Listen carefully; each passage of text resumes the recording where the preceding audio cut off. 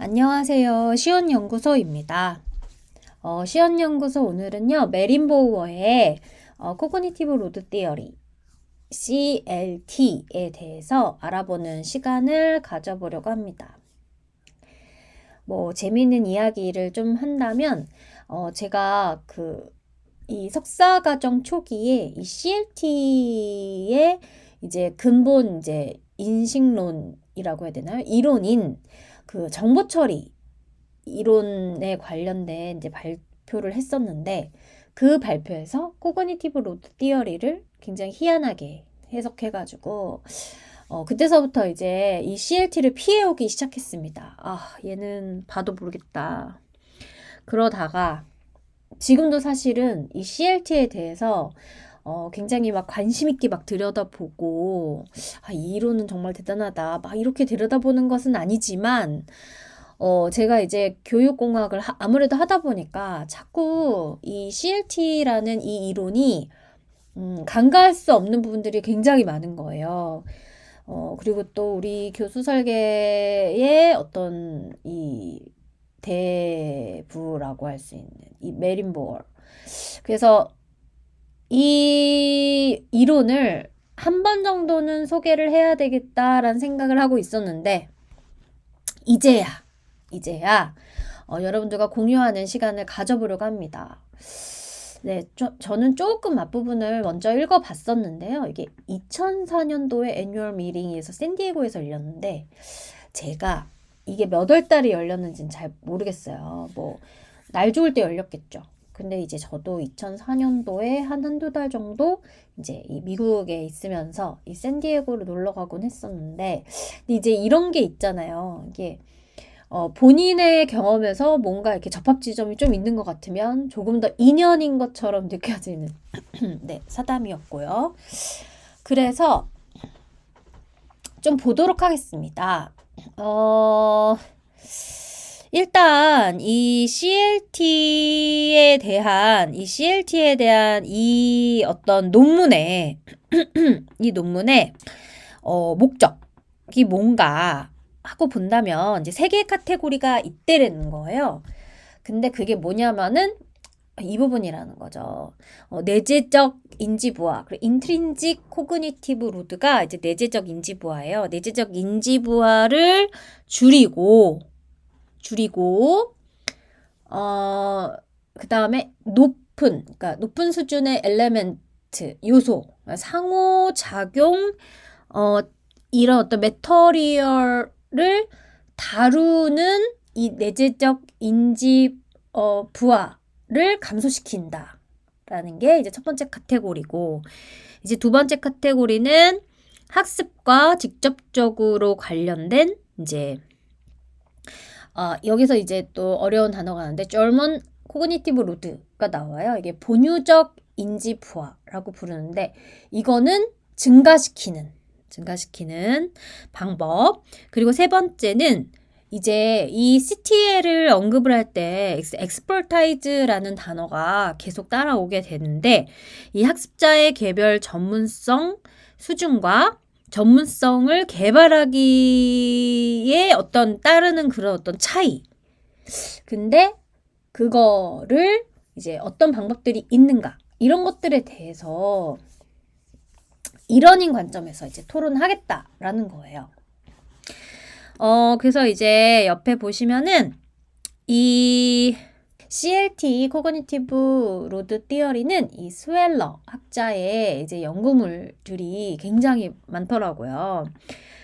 그래서 어쨌든 간에 이게 이제 어떻게 이제 2004년도에 샌디에고에서 열린 이 AERA라는 American Educational Research Association이라는 이제 컨퍼런스에서 이제 이 세 개의 주제로 이제 열린 거예요.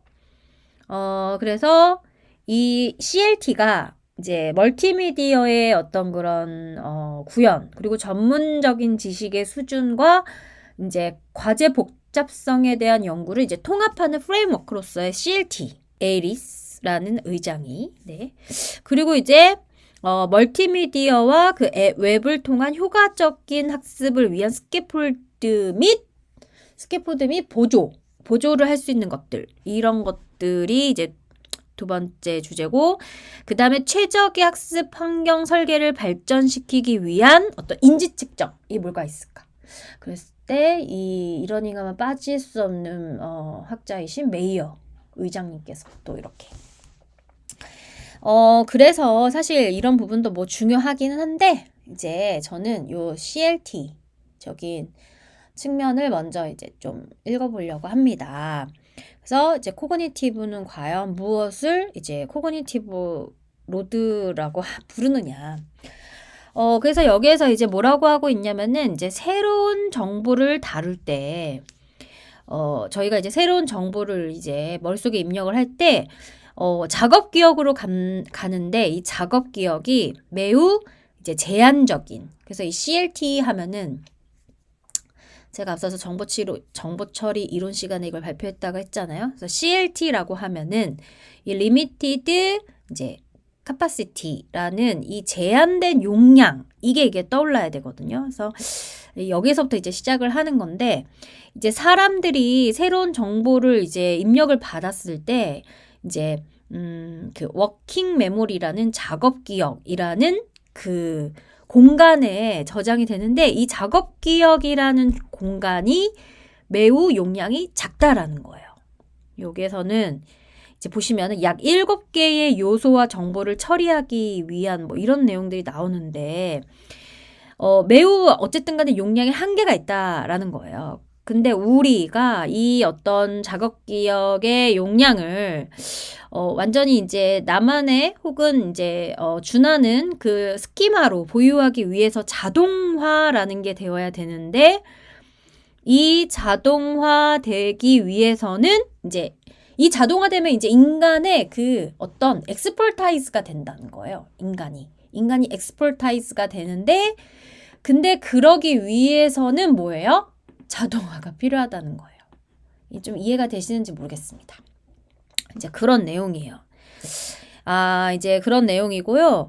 이제 그 다음 이제 단락에서는 무슨 얘기를 하고 있냐면은, 그래서 앞서서 우리가 그 작업 기억에 있는 내용이 이제 스키마로 이제 정리가 되고 이제 조직화되고 이제 뭐 저장이 되는데, 이런 어떤 스키마 상황에서도 이제 복잡한 내용을 가지고 올 때는 되게 뭐 그 부하가 일어나겠지만, 이거를 하나의 요소로 다룰 수 있다면 작업 메모리 부하를 크게 이제 줄일 수 있다.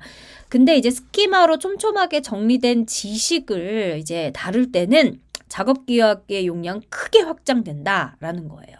예를 들자면은 기억법 중에 하나인데, 그리스 기억법 중에 하나인데, 장소법이라는 기억법이 있단 말이에요. 근데 이제 내가 뭔가를 외우려고 할 때 뭐 책상, 의자, 뭐 아니면 노트, 뭐 테이프 뭐 이런 식으로 하나하나 외우면은 막 용량이 막 되게 커지는 거예요. 글자 수 늘어나는 것 마냥. 그런데 내가 하나의 지금 이 내 방에, 내 서재에 있는 이 모습을 그대로 눈에다가 넣어 놓으면은 이제 하나의 이 덩어리, 청크로 넣어 놓으면은 그것을 떠올려서 이 외우는 게 더 쉬워진다라는 거죠. 약간 요런 비슷한 개념이라고 저는 생각하고 있는데요. 그래서 이제 많은 양의 정보를 다룰 때 이제 적절한 조직 형태를 찾는 것이 이제 점점 더 어려워지기 때문에, 이제 새롭고 정리되지 않은 정보를 다룰 때 작업 기억은 용량이 제한이 된다.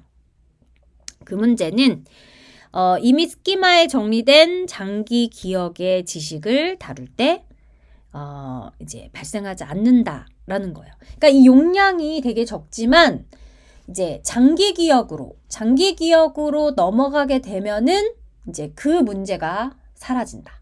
왜냐면은 이미 사라진 게 아니라, 그 작업 기억이 사라진 게 아니라 그 장기 기억으로 그 기억이 넘어갔기 때문에 라는 의미가 되고요. 그 다음에는 이제 뭘 이제 좀 얘기를 하고 있냐면은, 이제 스키마가 반복적으로 이제 성공이 이제 되면은 이제 자동화가 된다라는 얘기인데, 이제 스키마 구축의 경우와 이제 마찬가지로 이제 자동화라는 거는 다른 활동을 위한 이제 작업 메모리 용량을 확보할 수 있다라는 이야기가 나온단 말이에요. 그런데 이제 이 자동화된 스키마가 작업 메모리에서 의식적으로 처리할 필요가 없이 행동을 직접 조정한다. 이게 무슨 얘기인지 아시겠죠? 이 자동화의 어떻게 보면은 정의예요, 이게. 그러니까 누군가가 계속해서 관심을 갖고 그리고 버튼을 계속 눌러야 되고 계속 검토하지 않아도 알아서 처리가 된다라는 거죠. 그래서 이거가 이제 자동화가 앞서서도 얘기했지만 이 전문가가 가지고 있는 특징 중에 하나인데 이 교육 설계 관점에서 잘 설계된 교육 프로그램이 이 스키마의 구축뿐 아니라 문제 상황에 걸쳐 일관된 작업의 측면에 대한 스키마 자동화를 우리는 좀 격려, 인커리지 해야 한다라고 이제 설명을 하고 있어요. 그러니까는 이제 이거를 좀 학습 상태에 대입을 해보면 우리가 이제 뭐 근의 공식을 외우는 상황에서 이제 선생님의 모습을 보면서 근의 공식을 외웠다고 생각을 하지만 이게 완전하게 그 다음 문제 쓰기 위해서는 이게 반복 작업으로 나만의 그 스키마 안에 얘가 완전히 하나하나 뭐 A, C 뭐 이렇게 하나하나 저기 되는 게 아니라 그 하나의 청크로 이제 저장이 되어서 자동적으로 그냥 쓸 수 있을 때 우리는 이 근의 공식을 파악했다, 알고 있다 이렇게 정의하게 되잖아요. 그래서 인지 스키마가 장기 기억에 저장되고, 기억에서 이제 검색이 되는데, 이제 새로운 정보가 작업 기억에서 처리가 되어야 한다. 그러니까 새로운 기억이 들어오면 맨 처음에 이제 장기 기억이 아니라 워킹 메모리에 이제 저장이 되는 거예요. 이게 또 CLT의 주요 관심사래요. 그래서 이제 워킹 메모리의 부하는 학습 과제 자체의 본질적 특성. 그래서 이거를 내재적 인지 부하라고 부른다고 이제 나오고 있는데요.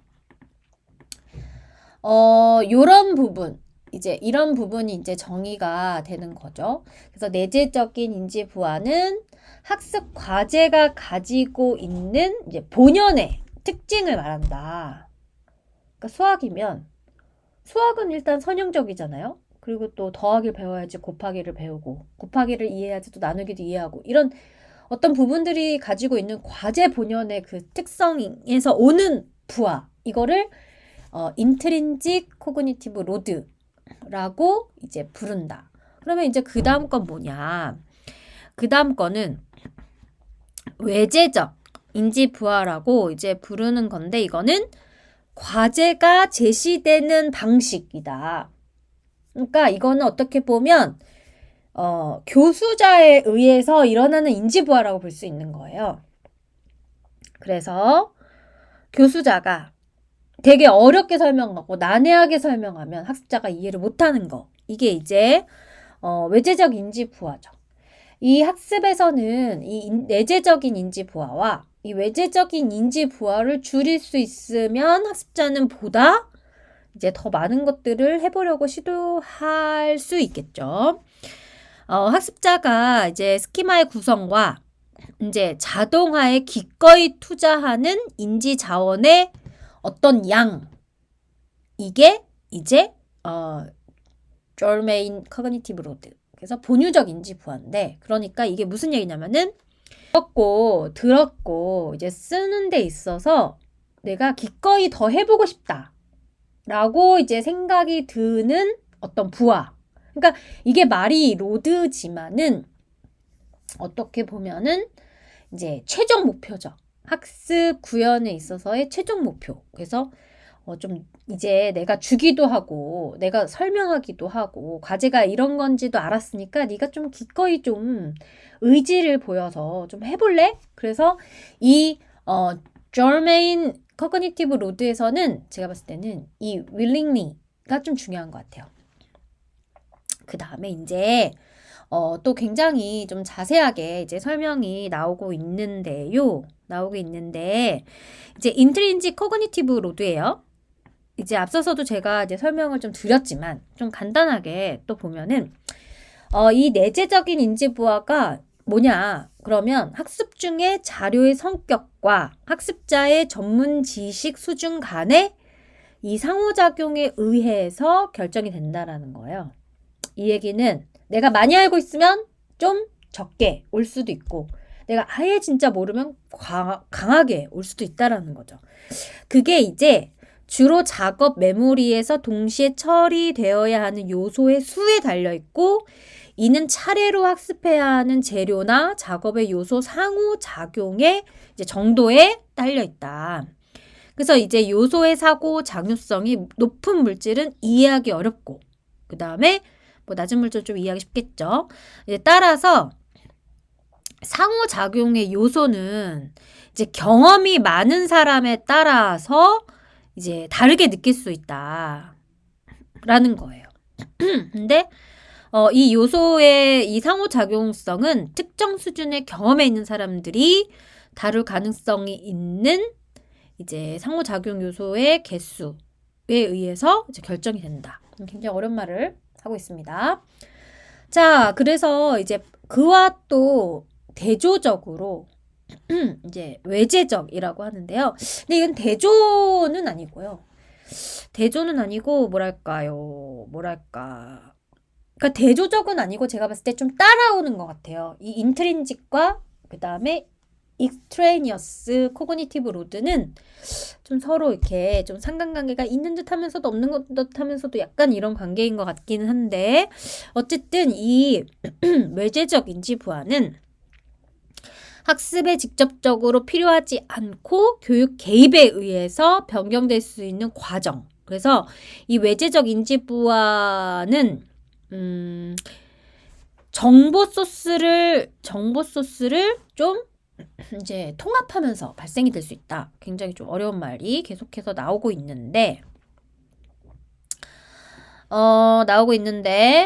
근데 이제 계속 조금 더 보시면서 이해를 해보신다면 이제 시간이나 교육 어떤 자료에서 학습 과제를 완료하는 데 필요한 정보를 검색하는 것, 뭐 그다음에 작업 이 워킹 메모리가 이제 부분적으로 독립적인 시각이나 청각 작업 구성 요소로 이제 나눌 수 있기 때문에 이 작업 메모리의 시각 또는 청각 하위 프로세서에 과부하가 걸리면 이제 이 익스트레니어스 로드가 증가할 수 있다라는 거예요.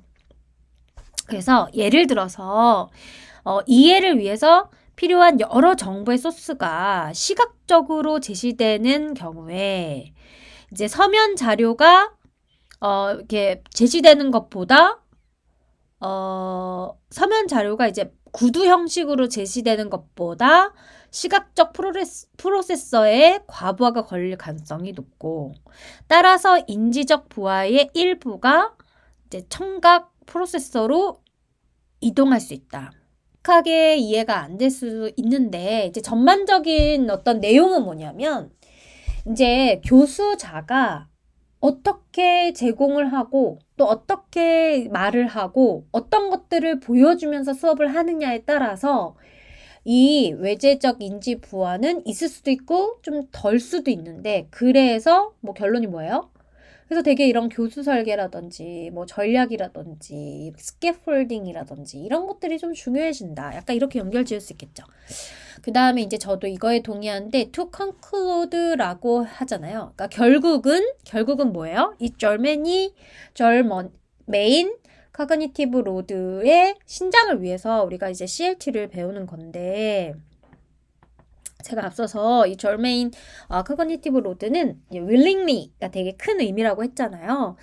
이제 이 절메인 본유적 인지 부하는 학습과 직접 관련된 프로세스하고 이제 연관이 이제 많거든요. 그러니까 이 절메인 커그니티브 로드가 잘 작동을 하면은 여기서 보면은 스키마를 구축하는 것과 동시에 뭐예요? 오토메이션까지 이제 기대할 수 있는 거예요.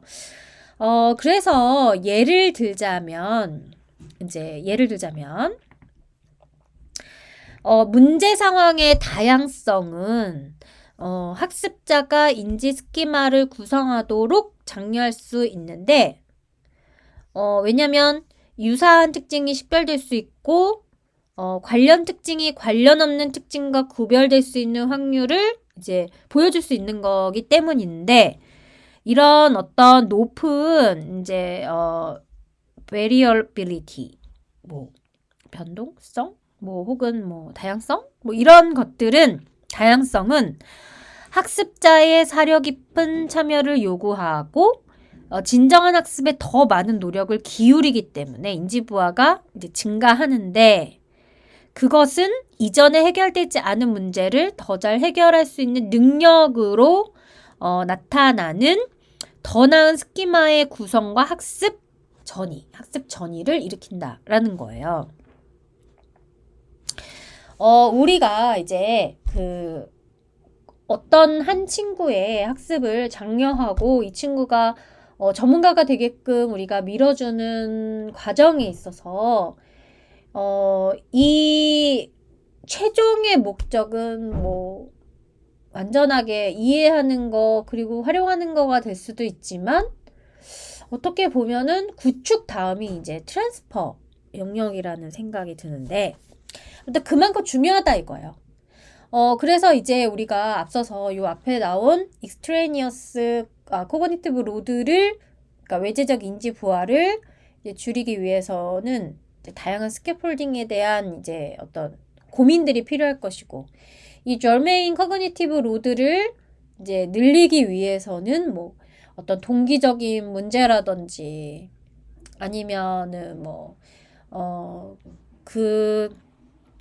이 학습자에 맞추어서 이 학습자가 과연 뭘 원하는지, 어떤 성향이 있는지 이런 것들을 파악해야 된다라는 거죠. 그래서 나오잖아요. It may be necessary to increase learners' motivation and encourage them to employ learning processes. 뭐 이런 식으로 나오잖아요. 그래서 그런 내용들을 이제 이 논문에서 설명을 하고 있고 이제 traditional effects studied by CLT. 그러니까 CLT에 의한 연구된 전통적인 영향과 그다음에 왜 그들이 extraneous cognitive load를 이제 줄이는가에 대한 이제 설명을 여기다가 이렇게 적어놨는데 우리는 이런 것들을 보면서 이제 연구에서 일종의 이제 처치로도 사용할 수 있는 거죠. 그래서 보시면은 goal-free effect. 네. 여기 보시면 설명을 보시면은 이게 무슨 얘기냐라고 보시면은 이제 어떤 구체적이지 않은 목표를 제공하는 목표가 없는 goal-free problem의 문제로 대체를 한다. 이거예요. 그러니까 1 더하기 1은 뭐야? 이렇게 묻지 않는다는 얘기인 것 같아요. 그래서 그 옆에도 이렇게 보시면은 그러니까 사용 가능한 그런 운영자에게 집중을 시키는 건데 이게 전반적으로 무슨 얘기냐면은 현재의 문제 상태를 목표의 어떤 현재의 그 시점과 연관을 시키고 그들 사이의 차이를 줄이려고 시도함으로써 이제 외재적인 인지 부하를 줄일 수 있다. 그래서 학습자의 관심을 활용을 한다. 라는 이야기예요. 그래서 그러니까 요즘처럼 뭐 개별학습, 맞춤학습 뭐 이런 거에 관련된 또 내용이 연결될 수 있겠죠. Worked Example Effects라는 게 나오는데요. 이게 아마 랭클이라는 학자가 굉장히 많이 이제 얘기하고 있는 워크 이그젬플, 워커 오브 이그젬플 뭐 이런 어떤 WOE 뭐 이렇게 설명할 수도 있을 것 같은데요. 이거는 이제 뭐냐면은 기존의 문제를 신중하게 연구해야 하는 거에 대해서 작업 예제로 이제 대체를 하라라는 얘기예요. 그러면은 이게 어떻게 되냐라고 이제 설명을 한다면은 이게 이게 약한 어떤 방법의 문제 해결에 기인하고 있는 이런 어떤 extraneous cognitive load를 줄일 수 있는데, 근데 어디에 포커스를 맞추는 거냐면은 학습자의 주의를 문제 상태와 유용한 해결 단계에 이제 집중을 하는 거예요. 그래서 이제 이런 문제 상황들이 뭐 일방적인 교사의 어떤 지시나 안내, 뭐 아니면 설명 이런 것과는 좀 차이가 있다라는 거를 이제 느끼실 수 있고, complete problem effect도 있대요. 이거는 뭐냐면은 그 전통적인 문제를 완료된 문제로 이제 대체를 하고, 학습자가 완료해야 하는 부분적인 이제 해결책을 이제 제공을 한다. 그래서 이렇게 하게 되면 또 어떻게 되냐면은 해결책의 일부를 제공하면 먼저 문제 공간의 크기가 줄어들기 때문에 불필요한 인지 부하를 줄인다. 그러니까 이게 이제 WOE, 워크 오브 이그젬플의 하나의 또 예시가 될 수 있는 거기도 하면서, 뭐 예를 들자면 뭐 그런 거 있잖아요. 그러니까 우리가 완전히 빈 종이를 주고 이제 네가 이해한 거 적어봐, 이거보다는 막 빈칸을 만들어 놓고 거기 안에다가 이제 문맥상 이제 추론 정도는 할 수 있을 만한 여지를 주고 이제 빈칸을 채우는 그런 문제를 낸다든지 뭐 이런 것들이 될 수 있겠죠. 그다음에 스피릿 어텐션 이펙트도 있대요. 이게 뭐냐 하고 또 들여다보면은 여러 정보 소스를 이제 주는 거죠. 뭐 그럼 또 줄일 수가 있겠죠. 이건 넘어갈게요. 그다음 모달리티 이펙트도 있대요. 이건 또 뭐냐 하고 봤더니 시각적 정보의 소스를 이제 설명하는 텍스트와 같이. 그래서 이게 뭐죠? 이게 이러닝의 아주 대표적인 방식이죠.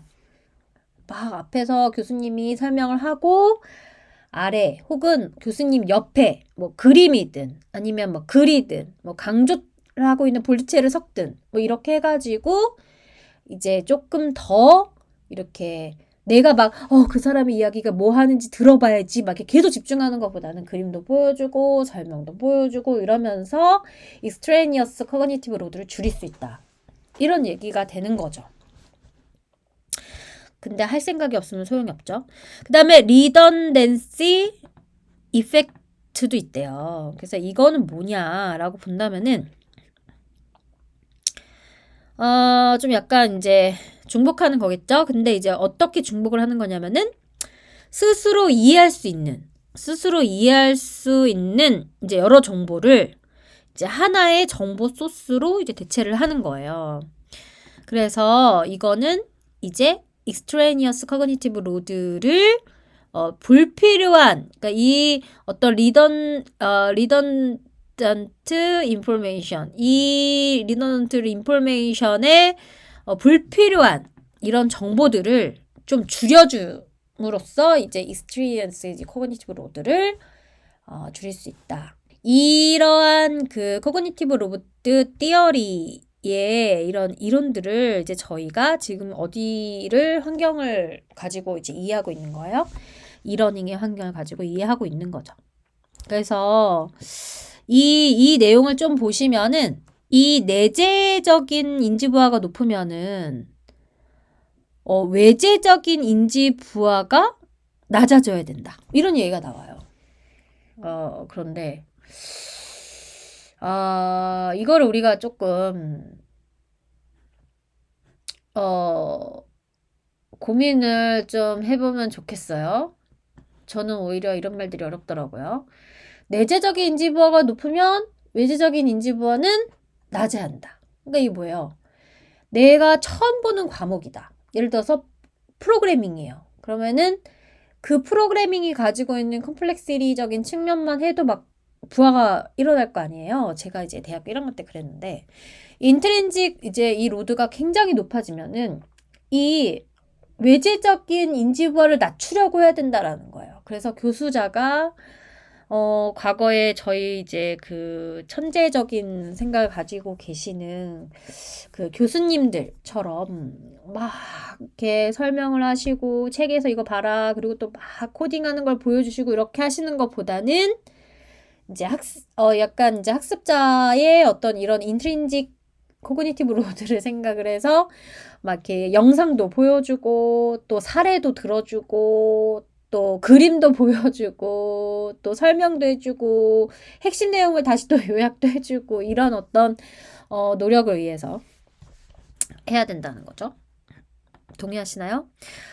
그 다음에는 또 이제 보면은 이런 내용이 나와요. 좀 아랫부분에 CLT의 주요 교육 원리는 extraneous cognitive load를 줄이고 완전히 이 한계 내에서 그 제한된 그런 부분 내에서 germane 인지 부하를 증가시키는 것이다. 그래서 앞서서 얘기한 내용과 같이 연결을 해본다면 내가 코딩을 하나도 모르는데 교수님이 막 사례를 들고 꼼꼼하게 설명해주고 막 그림 보여주고 또 거기서 요약 한번 더 해주고 이런 상황이 되니까 이제 제가 어떻게 되는 거예요? 정말 새로운 세상이었지만 해볼 수 있을 것 같은데? 한번 좀 해볼까?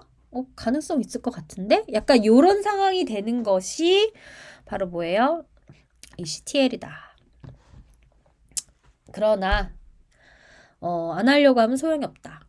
과거에 이제 제가 대학 1학년 때 공부를 안 하려고 했었던 거는 이런 어떤 인트린직 코그니티브 로드도 굉장히 높았지만 뭐 환경적인 측면에서도 그거를 공부할 수 있게 막 다 밀어주고 교수님도 모르는 거 있으면 항상 와라 막 문이 열려 있고 교수님도 최대한 설명을 쉽게 하려고 노력을 했지만 이 germane cognitive load가 이제 올라가지 않았던 이유. 이제 저희 시대에는 고3 때까지만 공부하고 그다음에 대학교 들어가면 좀 노는 약간 이런 어떤 풍토가 풍토라고 얘기하면 너무 죄송한데 아무튼 그런 분위기 속에 있다 보니까 이렇게 해봤자 소용이 없는 경우도 이제 태반일 수 있는 거죠. 제가 이 CLT는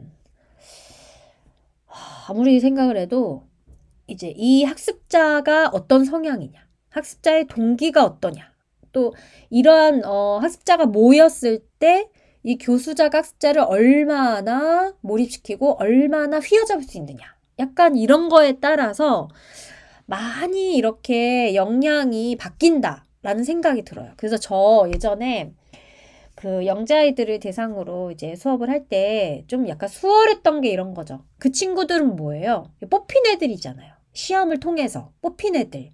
그러다 보니까는 기본적으로 좀 모범적인 성향을 가지고 있는 친구들이 많고 또 내가 좀 대단해. 난 좀 많이 알고 있고 선생님한테 그걸 인정받고 싶고 이런 욕구를 가진 친구들이 많다 보니까 제가 딱 등장해서 뭐 여러분들 뭐 이러면서 뭐 이번 시간은 뭐 이런 걸 어려운 걸 배울 건데 뭐 여러분들은 실패를 좀 해도 좋고 좀 틀려도 괜찮다. 대신에 뭐 다양한 아이디어를 통해서 우리 같이 한번 이루는 그런 어떤 이런 식으로 이제 제가 extraneous cognitive load를 좀 줄여줄 때 애들이 그 기본적인 성향이 뭐예요? 막 더 하고 싶고 더 공부하고 싶은 애들이잖아요. 그 친구들이 뽑힌 친구들이 그러다 보니까 하나 던져주면 막 열 하려고 하고 이런 윌링리가 굉장히 높아진다. 그래서 저는 과거에 그런 경험이 있어서 그런지 이 CLT를 이렇게 많이 들여다보지 않았던 이유도 좀 그런 부분들이 없지 않아 있습니다.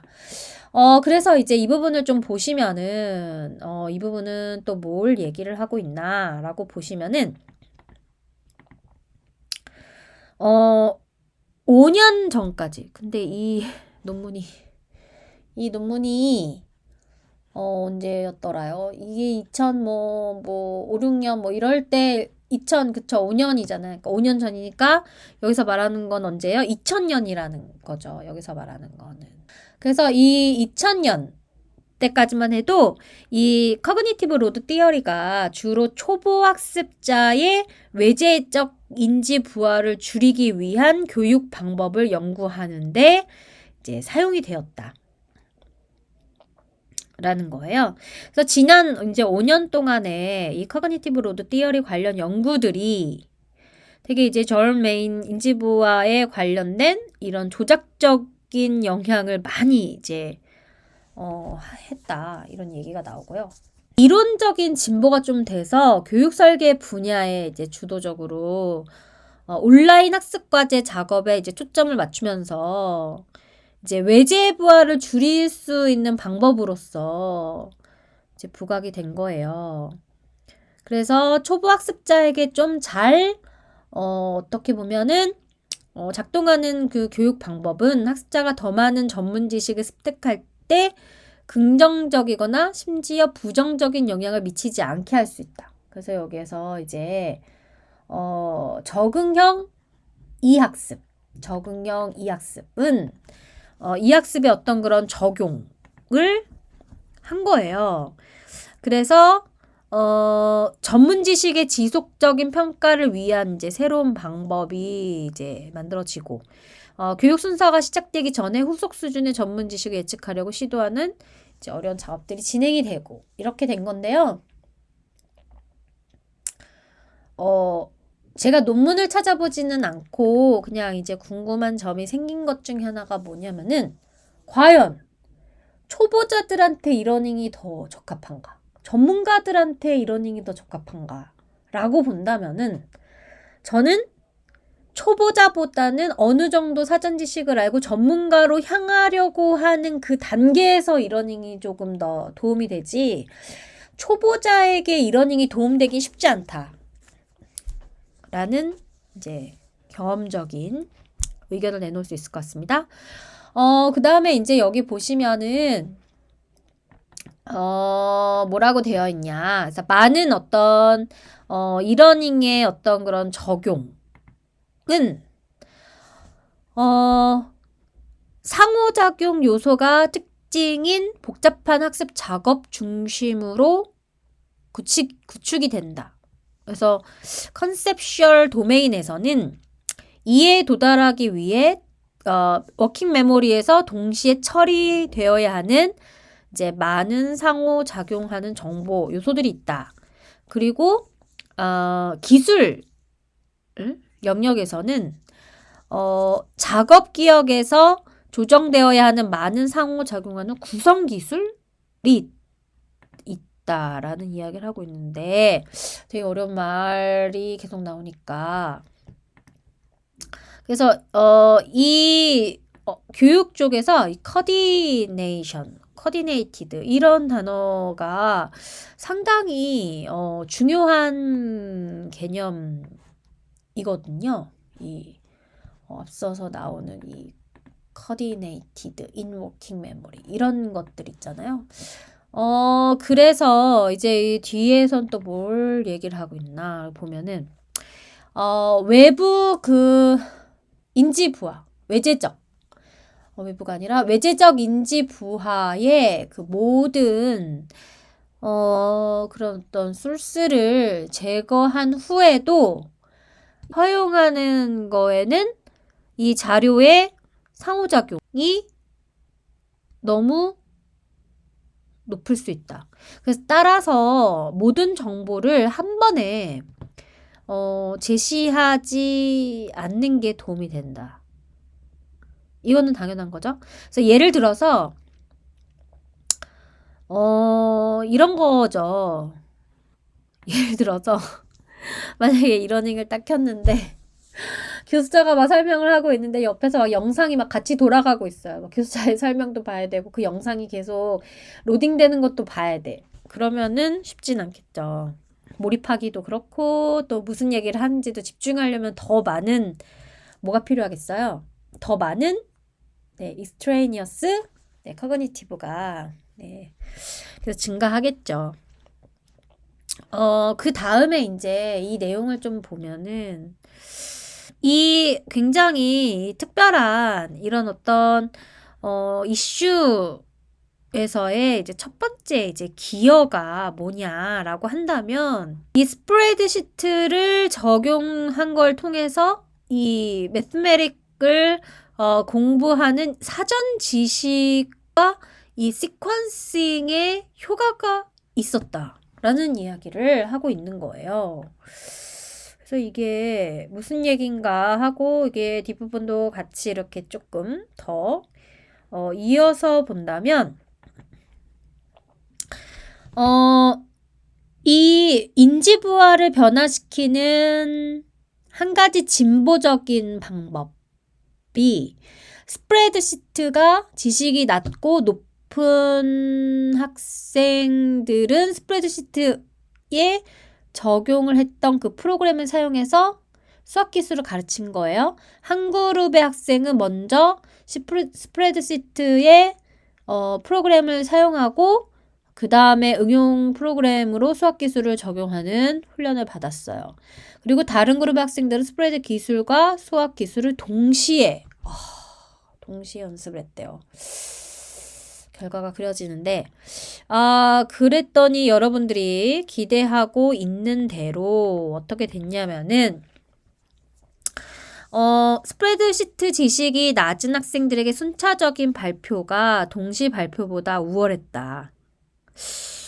근데 이게 실험 처치가 그렇고요.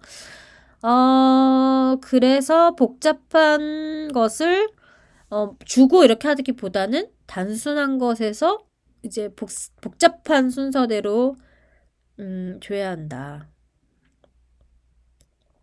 그러니까 하나씩 순차적으로 주고 근데 그것에도 난이도를 좀 쉬운 것부터 이제 어려운 것까지. 근데 이거에 대해서는 좀 이렇게 많은 이견이 있을 수 있겠죠. 뭐 예를 들자면은 productive failure 같은 경우에 이제 먼저 좀 약간 이렇게 실패를 경험하고 아니면 뭐 대리적 학습? 그러니까 실패를 하는 모습을 대리적으로 보고 약간 이런 어떤 많은 변수들이 또 나왔잖아요. 그러니까 요거에 또 반할 수 있는 이야기들이 나오는데 근데 사실 저는 단순한 것에서 이제 복잡한 것 순으로 제시해야 된다라는 이 이론에 대해서는 다소 이견이 많을 수도 있다.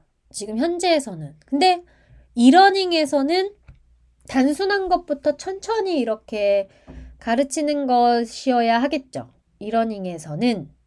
그런데 뭐 예를 들자면 굉장히 복잡한 과제를 처음부터 하나씩 가르치는 것도 중요하지만 뭔가 아이들끼리 그냥 협동을 해서 그 복잡한 과제를 한번 해결해보고 거기에서 약간의 힌트를 각자적인 각자 그런 스키마를 형성한 상태에서 이제 단순한 것부터 또 다시 이렇게 가르치는 뭐 하여튼 여러 가지 이제 교수 설계 및 전략이 있을 수 있잖아요.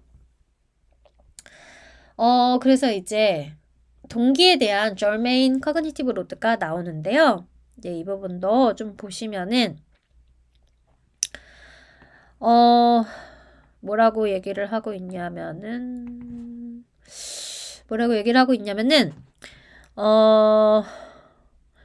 그 학생들이 그 처리를 하는 자원을 그러니까 그 사용하는 경향이 적으면 스키마 구축이나 자동화에 정신적인 노력을 투자할수록 투자를 하도록 할 필요가 있다.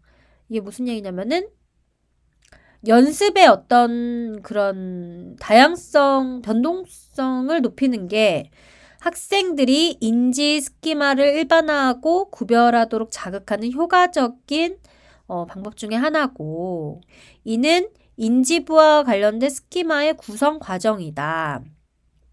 그래서 몇 가지 다른 이제 교육적 조작이 뭔가 하고 봤더니 학생들이 절차적 단계나 일련의 이벤트를 구성하도록 이제 하는 거. 그래서 뭔가 그 그림이나 애니메이션을 조작하도록 하는 거. 그리고 스스로 설명을 하도록 하는 거. 이런 것들이 이제 도움이 된다. 근데 이거는 진짜 도움이 돼요. 네. 한 번도 실패해 본 적이 없습니다. 이게 도움이 되더라고요. 그리고 나서 그 세컨드 컨트리뷰션이라는 얘기가 또 나오는데 여기에서는 이제 또 무슨 이야기를 하고 있냐면 이제 모티베이셔널적인 이제 측면이죠. 그래서 이제 여기에서는 이 부분이죠. 그래서 그 부분에서는 뭘 얘기를 하고 있냐라고 한다면 교육 조건에 있어서 참여가 되게 중요하다. 그 동기를 좀 높여야 된다. 뭐 그런 이야기들을 하고 있는 것 같습니다. 넘어가겠습니다. 그 다음에 이제 또 세 번째 이 부분에 대한 기여가 뭘까라고 한다면 이제 이 부분이 조금 흥미로운 부분이에요. 그 흥미로운 부분인데 이제 뭐라고 얘기를 하냐? 커그니티브 로드와 그 학습의 효과가 이제 그 학생들이 멀티미디어 환경에서 그림과 단어를 구성하도록 이제 학생 상호작용과 피드백의 역할이 중요하다라는 사실을 알게 된 건데, 통합되고 중복되지 않은 단어와 그림이 있는 다중모달 프레젠테이션이 이제 유니모달 프레젠테이션보다 우수한 걸 발견을 한 거예요. 그래서 학생들이 이제 교육 시스템에서 수정 피드백을 받기 전에 자신의 행동을 평가하도록 요청받았을 때 학습에 긍정적인 영향을 미친다. 따라서 이 멀티 미디어 학습에서 상호작용에 유익한 효과는 학생과 시스템 상황에서의 행동적 상호작용에 덜 의존한다. 라고 설명을 하고 있는데 이제 일치하고 있는 부분, 합의하고 있는 부분이 뭐냐면 학습자가 자극을 받아야 된다라는 거예요. 그들의 germane cognitive load를 위해서 자극을 받아야 된다. 이런 얘기를 하고 있고요. 네 번째는 이제 뭔가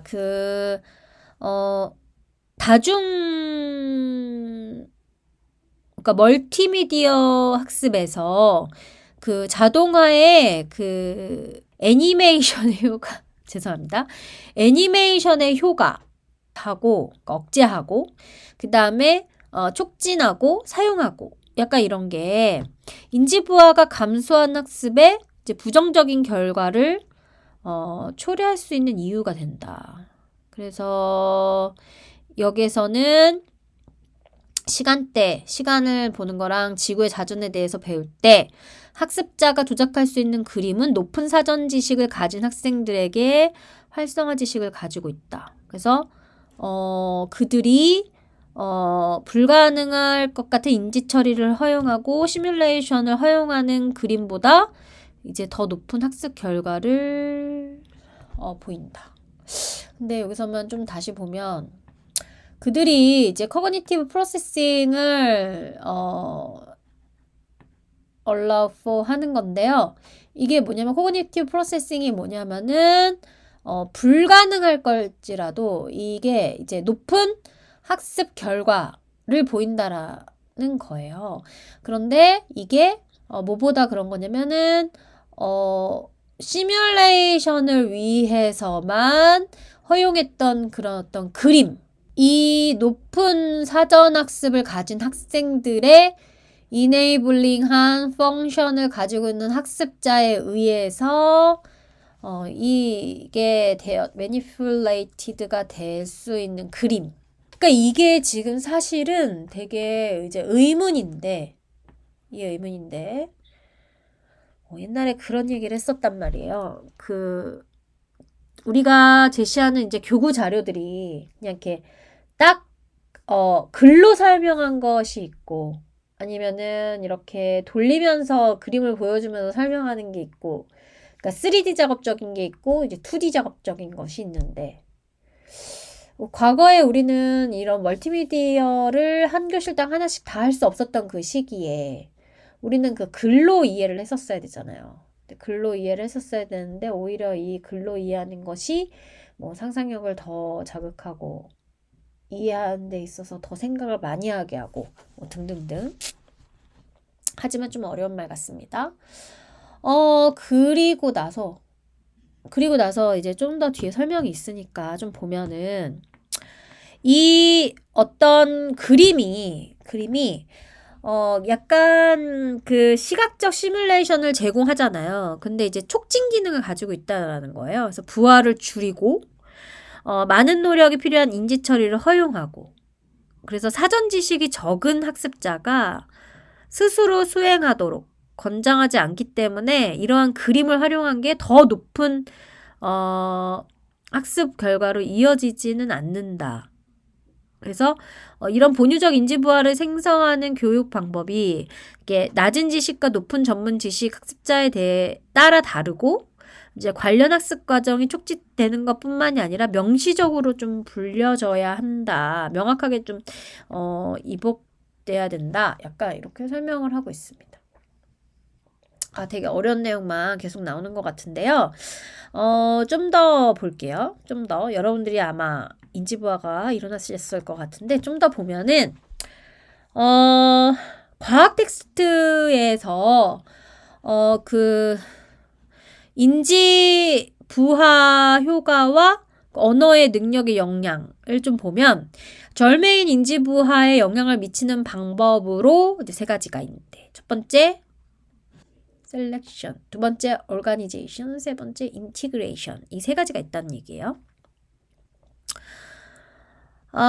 근데 이게 멀티미디어 학습에 대한 메이어의 인지 이론과 일치를 하는데 다른 학습 결과를 촉진한다는 것이 밝혀졌다. 게다가 특히 언어 능력이 낮은 학습자의 경우에 단일 주석 대신 여러 주석을 사용하면 더 높은 수준의 처리를 위한 텍스트에서 높은 인지부와 낮은 성과를 초래한다. 그래서 요약을 해보면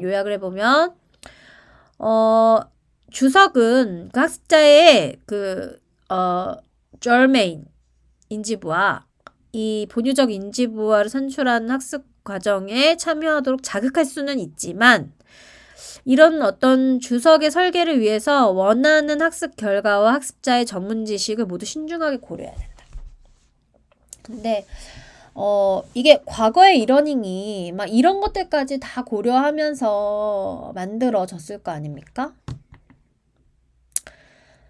그 다음에 이제 expertise가 드디어 이제 나옵니다. 이제 expertise가 나오는데, 여기에서 이제 또 뭐라고 하고 있냐고 보면은, 위에서 언급한 바와 같이 indicated above, 동일한 학습 자료가 전문성이 낮은 이제 학습자에게는 요소 상호작용이 높을 수는 있지만, 전문성이 높은 학습자에게는 상호작용이 낮을 수 있겠죠.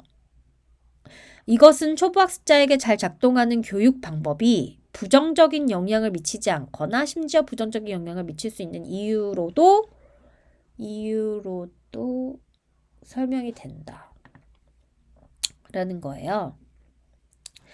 이제 expertise에 대한 얘기가 좀 나오는데요. 아마 이 내용이 좀 재미있잖아요. 우리는 다 전문가가 되고 싶잖아요. 그래서 어쨌든 좀 보면은 뭐라고 이제 되어 있나 하고 보면은 이 전문성 반전 효과? 네, 리버설 이펙트. 네, 그래서 이 영역에서의 전문성이 낮은 학생들은 영역에서 동등한 문제를 해결하는 것보다 실제 사례를 연구하여 더 많이 배우지만, 상대적으로 높은 수준의 전문성을 가진 친구들은 그 반대다. 이것은 문제 해결을 가르치기 위한 교수의 어떤 그런 전략들이 이런 어떤 작업, 워크 이그젬플의 어떤 발표에서 시작해서 학습자가 더 많은 전문 지식을 습득하면 독립적인 문제 해결을 원활하게 진행된다는 것을 시사한다.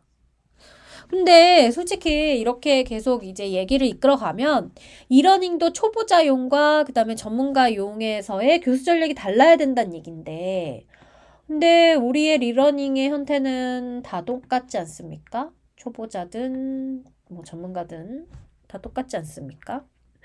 여기 보시면은 이 6번째에서는 이제 무슨 얘기를 하고 있냐면은 인스트럭셔널 디자인, 근데 어드밴스드 러너, 위한 인스트럭셔널 디자인에 대한 이야기가 나오는데요.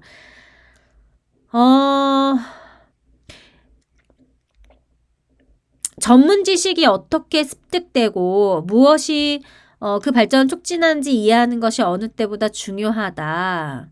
근데 전문가의 성과 연구가 영역에서 탁월하기 위해 중요한 원칙과 활동에 대한 이해를 제공해야 하는데 특히 학습 성과의 특정한 측면을 개선하기 위해서 종종 교사나 코치가 고의적인 연습을 시켜야 되고 그래서 이런 전문성 측정하기 편리한 방법을 고안하는 것이 필요하다. 어려운 말 하고 있고요.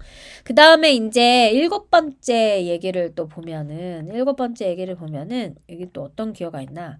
Rapid Dynamic Assessment of Expertise to Improve the Efficiency of Adaptive Learning 이라고 되어 있어서 굉장히 빠르게 동적인 평가. 근데 이제 적응적 이러닉에서의 이런 efficiency, 효율성을 증가시키기 위한 전문가들의 이런 어떤 평가. 그래서 이제 슬라바가 뭐라고 했냐? 스웰러랑 같이 두 분이서 이제 뭐라고 했는지를 좀 보면은 측정에 관련된 이제 이야기잖아요. 그런데 이제 여기서 보시면 항상 이런 게 많이 나오던데 저 알제브라 대수학이라는 저거가 이제 예시로 참 많이 나오는데 낮은 수준의 경험을 가진 학생들의 경우 그들의 첫 번째 단계는 높은 수준의 전문성을 가진 학생들보다 적은 수학적 연산을 포함할 거다. 그리고 한 사람은 정답에 도달하기 위해서 힘든 과정을 통할 것이고 다른 사람은 최소한의 노력으로 같은 답에 이제 도달할 거다. 전문성은 상당한 노력으로 기울이는 사람보다 최소한의 노력으로 업무에 수행하는 사람들이 더 높다. 이 얘기는 근데 갑자기 이제 생뚱맞은 이야기일 수도 있고 조금 제가 은유를 좀 이제 이상한 쪽으로 하는 것일 수도 있는데 오래 앉아있다